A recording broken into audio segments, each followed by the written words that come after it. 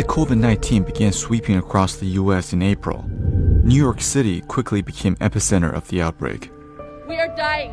I feel like a sheep going to slaughter. Some 240 miles away in a quiet town in Maryland is Fort Detrick, where the U.S. government conducts experiments on dangerous pathogens, including close siblings of the novel coronavirus. As a military research base studying infectious diseases, its history has been enshrouded in much secrecy.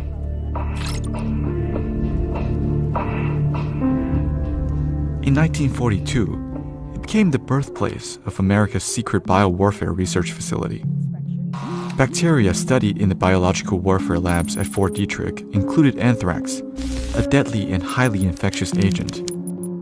During World War II, the U.S. government ordered 1 million anthrax bombs from the base.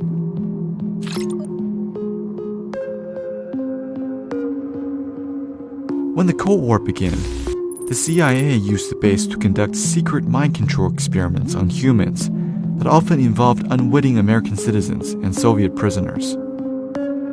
Shielded behind national security, military scientists freely tested cruel and illegal procedures on human subjects while searching for truth serum, as well as other drugs used in assassinating foreign leaders. In the end, the project ended in abysmal failure and it was shut down by the U.S. government in the 1970s.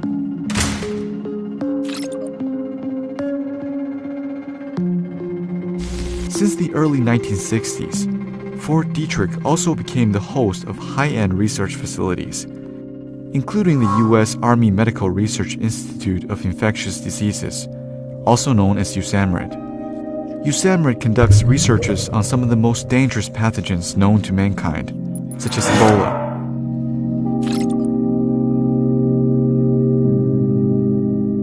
In September 2001, letters laced with anthrax were mailed to U.S. government and media offices. 5 people died after opening the deadly letters, while 17 others became infected with the dangerous bacteria. The 2 main suspects were both former Fort Detrick researchers.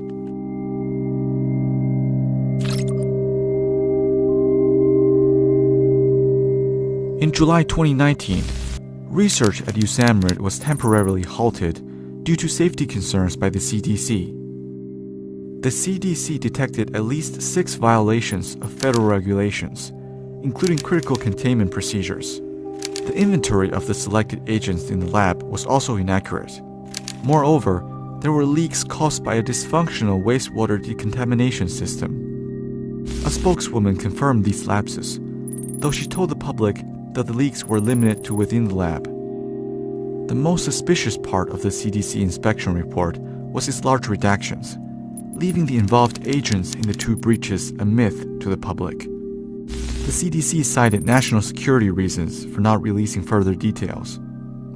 Carol Krim of the Maryland's House of Delegates was among those who openly doubted the report and asked for more transparency over the health and safety risks posed by the institute. Besides, 4 doctors from the local advisory committee wrote an open letter to condemn the Army's lack of transparency. Experts warned irresponsible actions by the Army make these high-containment labs a high risk to local residents.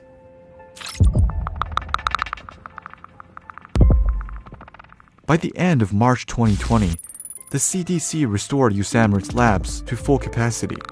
Days before they were reopened, Fort Detrick had received a sample of SARS-CoV-2, the virus that causes COVID-19, from the CDC. The Army argued that since SARS-CoV-2 has not been added to the selected agents list, it does not fall under the same restrictions as other deadly pathogens. On April 6, the Department of Defense announced that Fort Detrick labs were performing COVID-19 vaccine tests on non-human primates. 4 days later, Fort Detrick's communications director denied the labs had started any vaccine testing.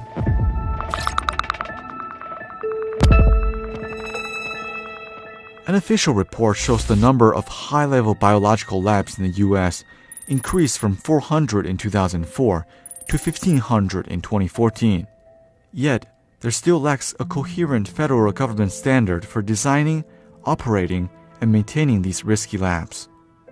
the number of reported accidents also grew rapidly from just 16 in 2004 to 128 in 2008 and 269 in 2010. Besides the hundreds of biological labs in the country, the U.S. has built over 200 military biological laboratories in 25 foreign countries. To this day, over 170 of these labs continue to operate in the shadows in unknown locations around the world.